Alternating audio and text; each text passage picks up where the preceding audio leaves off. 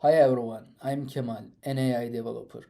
I have been building YOLO-based computer vision systems for real-world applications, vehicles plate detection, and traffic signs recognition. Today I'm going to walk you through the Ultralytics Platform, the tool that finally makes the entire pipeline, from raw data to production deployment, possible in one place. Also, this video is sponsored by Ultralytics. The real challenge in computer vision isn't model training, it's the workflow. One tool for labeling data, another for training, writing code for export, a separate service for deployment, and trying to connect them all. Four different tools. Your data jumping between all of them. I run my two production projects through the Ultralytics platform, annotation to deployment, without switching a single tab. Let me show you exactly how. Alright, let's get started. We are currently on platform.ultralytics.com. As you can see on the homepage, the platform describes itself as follows: train, deploy, and scale Ultralytics YOLO models. In other words, everything from annotation to deployment is all under one roof. Let's scroll down a bit. Here's the featured models section: YOLO 26, YOLO 11, YOLO V8, and YOLO V5. All are natively supported with zero configuration.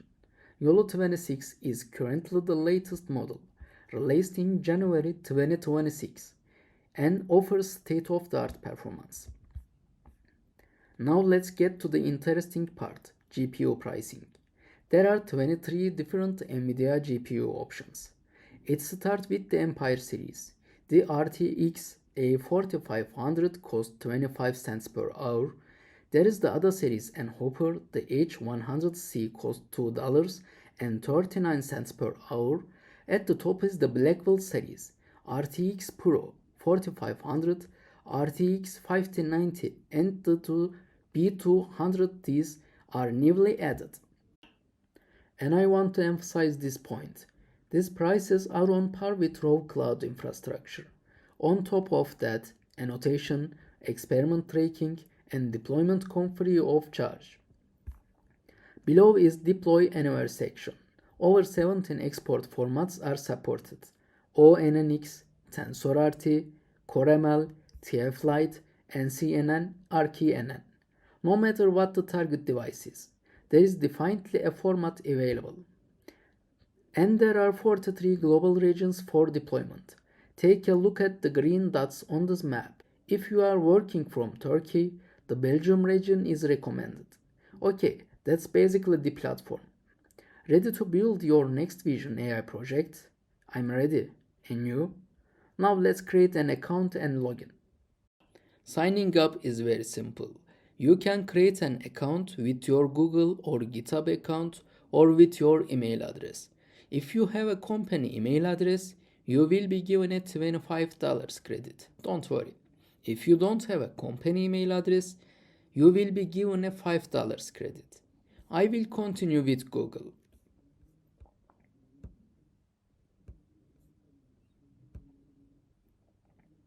I am selecting my account. The first step asks for a few pieces of information. I specify a display name and a username. This becomes your URL and cannot be changed later. Okay, I'm typing my display name and username now.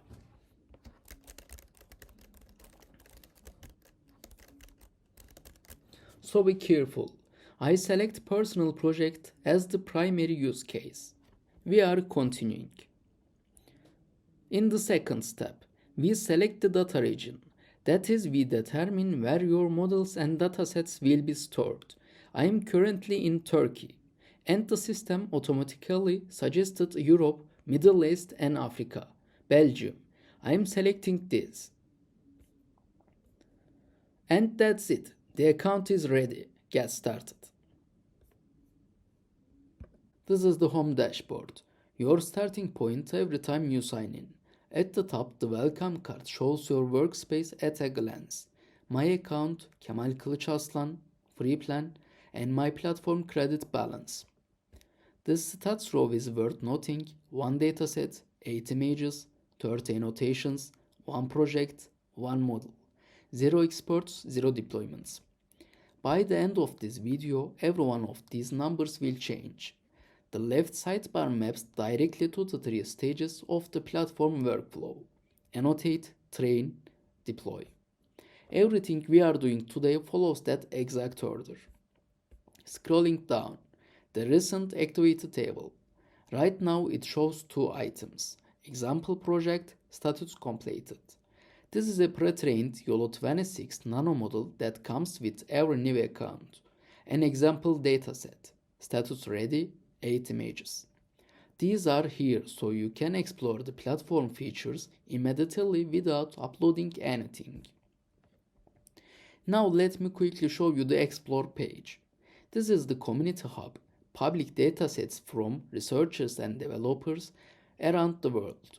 Dental X-rays, helmet detection, wildlife, aerial imagery, brain tumors, and others. All of these are ready to clone into your own workspace with a single click, just like GitHub. Switch to the Projects tab. Here are the official Ultralytics model collections pinned at the top. YOLO26 with 25 models and 1.1 GB, YOLO11, YOLO V8, and YOLO V5. Below tools, community projects from other users.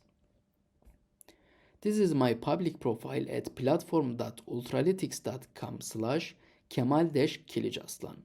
Anyone can visit this URL and see my public datasets and projects. Right now I have one dataset listed here. The example dataset, private, detect task, 8 images.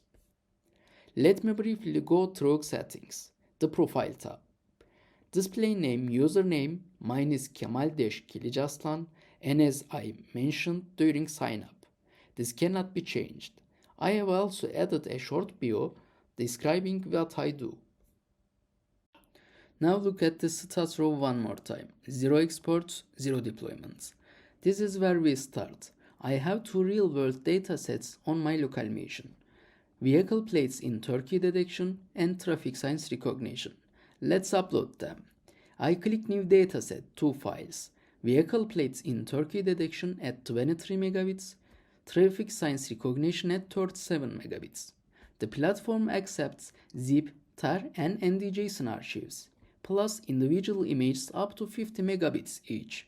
Selecting traffic signs recognition first. Dataset name traffic signs recognition. The URL slug generates instantly traffic-signs-recognition, and like the username at signup, it's permanent. Task type segment. Why not detect? Because these annotations are polygons, not boxes. A bounding box can't precisely fit the irregular shape of a traffic sign. That mismatch increases box loss during training. Tracing the exact contour keeps the loss clean. Visibility public, so anyone can clone it with one click. Before uploading, a quick note on licenses. Apache 2.0, MIT, GNU AGPL version 3.0, GNU GPL version 3.0, and research or academic use only. If you are sharing data publicly, choosing the right licenses matters. I am selecting GNU AFER General Public License, version 3.0. AGPL 3.0, the same licenses Ultralytics uses for YOLO models. Deploy it as a service and you must share your source code. For a Turkish roads datasets, this is the right call. Create and upload. The zip I uploaded contains data in YOLO format. Images paired with their corresponding label text files. YOLO, COCO, JSON, and Ultralytics NDJSON are all supported. Existing labels from any tool import directly. No annotation. 800 images processed successfully. 800 images, all labeled. 1910 annotations across 48 classes. Real dashcam footage from Turkish roads. Train, validation, and test splits are already set. Classes tab. 48 classes. 1910 annotations. The platform auto-generates the class distribution chart. No Python script needed. Red light leads at 138. Green light at 136. Full class list: red light, green light, main road intersections, risk of ice, bumpy road, electronic traffic enforcement, U-turn, school crossing, yellow light, and more. Annotation and image counts per class. One tab click, zero code. Charts tab. Split distribution. 80% train, 15% validation, 5% test. Parsed automatically from the zip structure. The long tail in tab classes shows which classes need more data before training. All 800 images are 600 by 600 pixels. Uniform dimensions, clean data. Points per instance. Mean 7.9. These are polygon annotations, not rogue bounding boxes. Annotation head map. Objects cluster at the frame center, consistent with dashcam perspective. Aspect ratio, 1:1 across the board, one dataset down. Then we move into annotation. The vehicle plates in Turkey detection dataset, same zip upload, same YOLO format. 400 images, all labeled, 1100 annotations, 32 megabits. Classes tab, one class vehicle plate. 1100 annotations across all 400 images. Single class, clean distribution. Charts tab, split distribution. 85% train, 10% validation, 5% test. Parts straight from the zip. All 400 images are 600 by 600 pixels, uniform dimensions. Points per instance.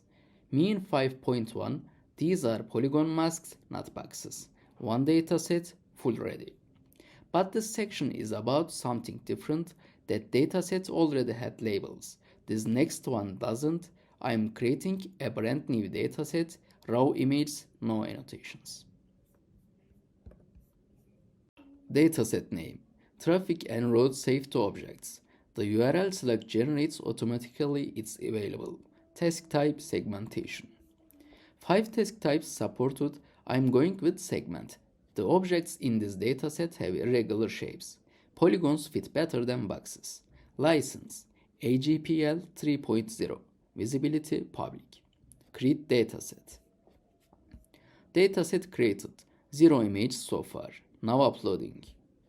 30 PNG images. Each one 1024 by 1024 pixels. Around 2 megabits each, 56 megabits total. Selecting all. Open. Transferring to cloud storage, the platform processes each image automatically, resizing thumbnails, parsing labels if any exist, computing statistics.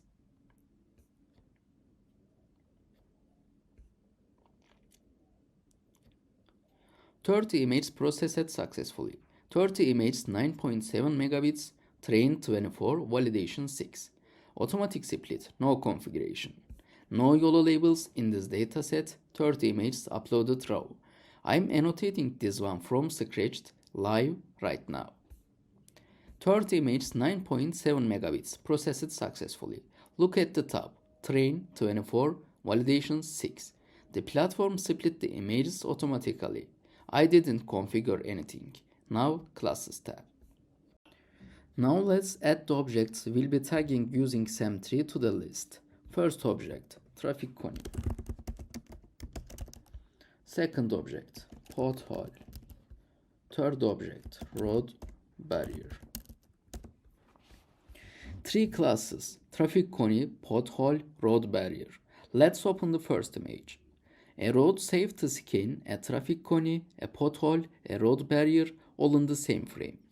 2 tools at the top, draw and smart. Draw manual polygon mode. You place every point yourself, full control but slow. Smart, SAM powered. The model segments the object for you. I will show you when to use each one. First object, pothole. I'm using draw. Why? A pothole has no clean edge. The boundary bleeds into the asphalt, same color, same texture. SEM tends to over-segment that kind of surface. Manual control is the right call here. Left edge, bottom center, right edge, top. Close the polygon. Class pothole, one annotation done. Second object, traffic cone, switching to the smart. SEM3, one click. Look at that, the cone is fully segmented. Geometric color, age, all of it, in under a second. Withdraw the would be 8 to 10 points minimum. Class traffic cone. Third object, road barrier, SEM3 again. The mask came in a bit wide. It picked up the shadow. Minus point on the shadow region. There it is. Class road barrier. 3 annotations on image 1. Traffic cone, pothole, road barrier. Bottom bar 3 annotations. Here's takeaway on draw versus SEM3. Drive gives you precision, SEM3 gives you speed. Hard edges, clear geometry, use SEM3. Ambiguous boundaries, surface level objects, use draw. Use both, that's the workflow. Image 2. Same 3 objects, different skin. Going straight to same 3 this time. Pothole, clean mask, no adjustment needed. Traffic cone. Road barrier. 1 correction, done. 3 annotations, image 2 complete. The remaining 28 images follow the exact same steps. Open the image, select the class, click or draw, adjust if needed, save. Complex boundary draw clean geometry SEM3. One thing worth saying, this dataset has 30 images, a production dataset might have 10,000, that's where the speed difference really shows up. Manual polygon work that takes hours, SEM3 compares into the minutes. All 30 images annotated. Classes tab. Traffic cone, pothole, road barrier. Annotations across every image. Charts tab. Annotation head map. Class distribution, image dimensions. All auto-generated. No script, no pandas, no matplotlib. One tab. I have a fully annotated dataset. No Python, no format conversation, no external tool. Upload, annotate, done. Next, training. We have our datasets. Now we need a project to organize what we are about to train. New project. A project is where your trained models live. One goal, one project. Project name traffic signs recognition. The URL slug fills in automatically. License. This controls what others can do with your exported model. MIT and BSD are permissive, minimal restrictions. AGPL 3.0 is copyleft. If you deploy this as a network service, you share your source code. That's the same license Ultralytics uses for YOLO itself, and there is an enterprise option for closed commercial deployments. I'm going with AGPL 3.0. Visibility public. Create project. Project created. No models yet. That's expected. Let's change that. New model. This is the training launcher. The dialog opens with defaults already set. YOLO 26 Nano as the base model. Coco 8 as the dataset. 100 epochs, auto batch enabled, image size 640. Two things I need to change. The datasets and the model variant. Dataset first. Dataset. 2 tabs. Official and my datasets. Official datasets Coco 8, Coco 8 segmentation, ImageNet 10 are for quick sanity checks. You run a few epochs just to confirm the pipeline is working before committing to your real data. My datasets, these are the 3 datasets we uploaded earlier. I'm selecting traffic signs recognition. Segment task, 800 images, 48 classes. The dataset preview updates immediately. Now the base model. The default is YOLO 26 Nano, the smallest and fastest variant. It's a good starting point for quick experiments. YOLO 26 is the latest family. For segmentation, 5 variants: N, S, M, L, and X. YOLO 11, YOLO V8, and YOLO V5 are also available for full backward compatibility. I am going with YOLO 26 X segmentation. 48 classes, polygon masks, real-world dashcam data. For a task this complex, the extra capacity of the X variant is worth it. Epochs. I'm setting this to 300. 100 is fine for a quick test, but for a real dataset with 48 classes, 300 gives the model enough iterations to converge properly. Batch size 16. Auto batch is convenient, but with a fixed dataset and a known GPU. A fixed batch size gives you more predictable training behavior and reproducible results. Advanced settings. Every training hyperparameter is exposed here: patents, EMP, and more. You can paste a YAML file directly, edit inline, or drop adjacent. The panel shows modified only when you actually change something from the defaults. I'm leaving this as is. Cloud training, GPU selection. Let's look at what is available. L40 is the most affordable option. Moving up, a 100, then the new RTX Pro 6096 GB of VRAM. Then the H100 family, H200, and at the top the B200. H200 and B200 require a Pro or Enterprise plan. All prices are per GPU hour. You are billed for actual compute time only, not reserved time. I'm going with the RTX Pro 6000. The estimated cost updates live based on your epoch count, dataset size, and GPU selection. There is also a local training option. If you have your own GPU, you run this command. Your API key is prefiled. Every parameter, model, dataset, epoch, batch, image size, project is resolved directly from the UI. Metrics stream back to the platform in real time, no matter where the training runs. Back to the cloud training. Start training. Training submitted. The notification confirms the run name, epoch count, and GPU. The platform is now spinning up the instance, loading the dataset, and initializing the model weights. In the sidebar, you can see the model is active.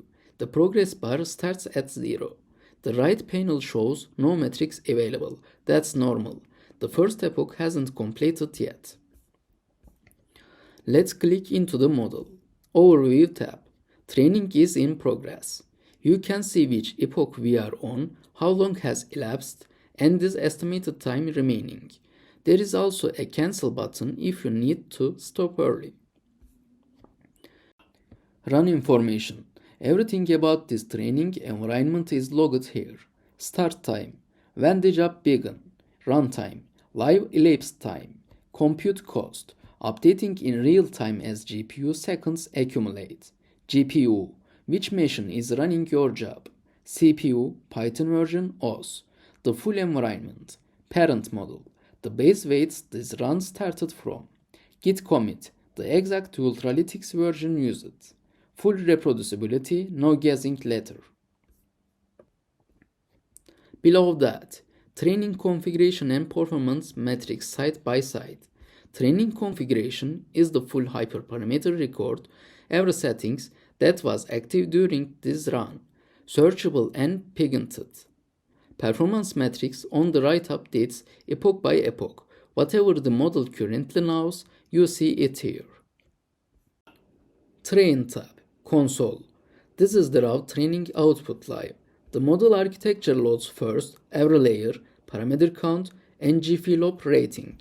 Then the epoch log begins. Each line shows the current loss value and how the model is performing on the validation set. This is exactly what you'd see in your terminal if you were training locally. The difference is you are watching it from a browser with nothing running on your machine. System tab. This is the hardware view.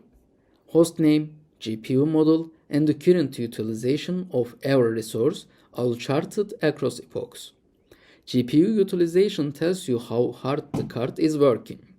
GPU temperature tells you it's within safe operating range. Network and disk I/O show the data pipeline throughput.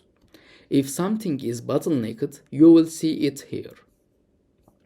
Charts tab, early in training. Metrics section, 2 rows. The B suffix is for bounding box performance, the M suffix is for mask performance, the segmentation quality specifically. Precision, recall, map 50, map 50 to 95, all updating as the model learns. Early in training, the curves are noisy, that's normal. The model is still finding patterns. Loss section, 5 loss components for a segmentation model. Box loss, bounding box localization, sag loss, mask quality, class loss, class prediction, TFL loss, distribution focal loss, fine-grained localization, SEM loss, semantic alignment. All of them should trend downward over time. Training complete. Here's the full picture, all 300 epochs. The loss curves have converged. The metrics have stabilized. Back to overview. Status completed. The 4 headline metrics are at the top. Map 50, map 50 to 95, precision, recall. These are the final evaluation results from the best checkpoint saved during training. Run information. Runtime and compute cost are final here. This is what you were actually charged, not an estimate. That's the real cost of training this model on this dataset on this GPU. The model is trained. The weights are saved. Look at the tabs across the top. Overview, train, predict, export, deploy. We have covered train. Next is export. We need to decide what format this model lives in and what device it's going to run on. The model is trained. Now, where does it run? Cloud server, mobile app, edge device. The answer determines the format. This is the export tab. 17 formats. Every major deployment target covered. The decision logic is simple. Your target hardware picks your format. NVIDIA GPU in production TensorRT, Intel hardware OpenVINO, Apple devices CoreML, Android TFLite or NCNN, RAG chip SAC RKNN, everything else ONNX. Axelera shows unsupported here. That's expected. Axelera export is only available for detection models. This project is segmentation. One trained model, 17 deployment targets. No retraining. Let me show you 2 exports live. ONNX first, the universal format. Works across cloud, edge, mobile and browser. 6 settings. Let me go through them quickly. Image size 640. Match training resolution, keep it consistent. FP16 half on. Half precision smaller file, nearly identical accuracy. Dynamic off. Static shapes are faster at inference. Simplify on. Cleans up the ONNX graph, downstream runtimes perform better. Offset auto. NMS off. It's already in the model output. Batch size 1. Start export. ONNX CPU based, no GPU needed. Runs directly on the platform backend. Done. Every parameter logged right in the row. Full reproducibility. Click download. This .ONNX file runs on animation with ONNX runtime. No PyTorch, no internet connection required at inference time. Now TensorRT. NVIDIA is optimized runtime. Maximum throughput on NVIDIA GPUs. The critical difference target GPU. TensorRT engines are compiled for a specific GPU architecture. The engine you export here will only run on a compatible GPU. So select the GPU of your actual deployment server, not your laptop, not your workstation. For this demo, RTX 5090. One important note, H200 and B200 require a Pro or Enterprise plan. Rest of the settings, FP16 on, Dynamic off, Simplify on, same logic as ONNX. Workspace auto, Int8 quantization off. FP16 is the right balance here. Start export. TensorRT provisions a cloud GPU to compile the engine. Unlike ONNX, this takes a few minutes. The platform notifies you when it's done. You don't need to stay on this page.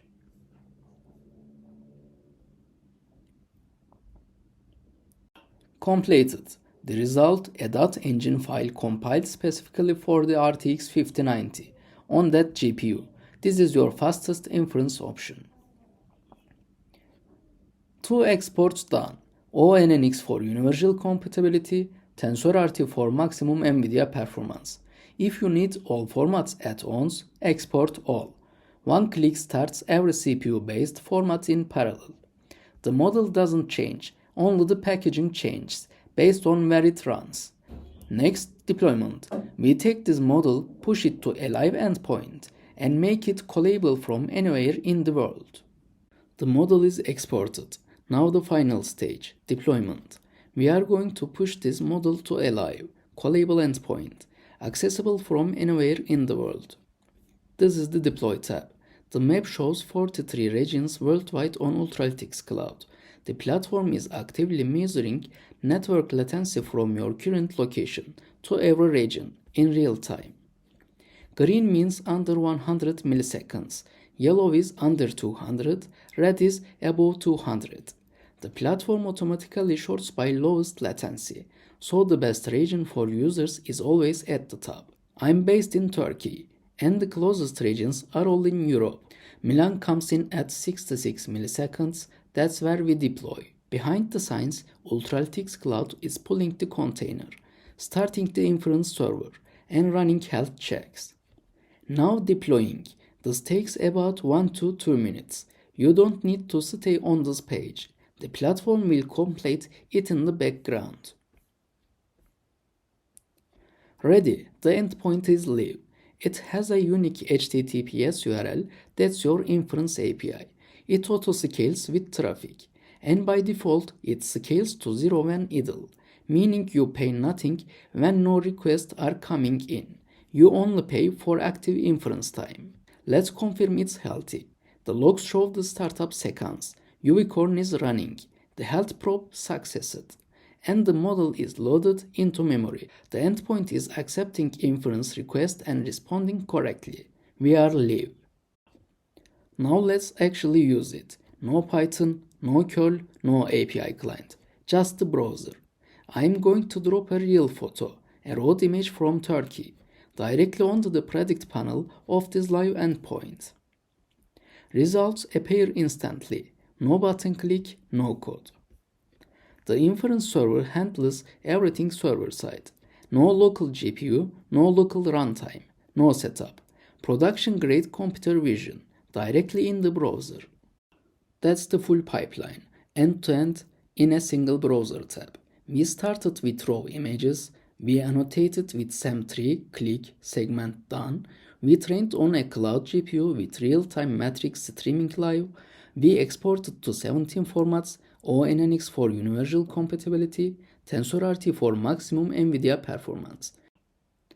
And we deployed to a live inference endpoint in Milan 66 milliseconds from Turkey, with auto-scaling and scale to 0 built-in. This is what Ultralytics Platform solves. Not just model training, the entire workflow, the annotation bottleneck, the tooling fragmentation, the deployment gap, all in one place. YOLO 26, YOLO 11, YOLO V8, and YOLO V5 are fully supported natively with zero configuration, and open source models remain exactly what they have always been, free on GitHub under AGPL 3.0. The platform is optional workspace built on top of that open source foundation. If you want to try it yourself, the link is in the description. Free account, sign up, credits included. If this walkthrough was useful, subscribe. More real-world computer vision content is coming. Drop your question in the comments. I will see you in the next one.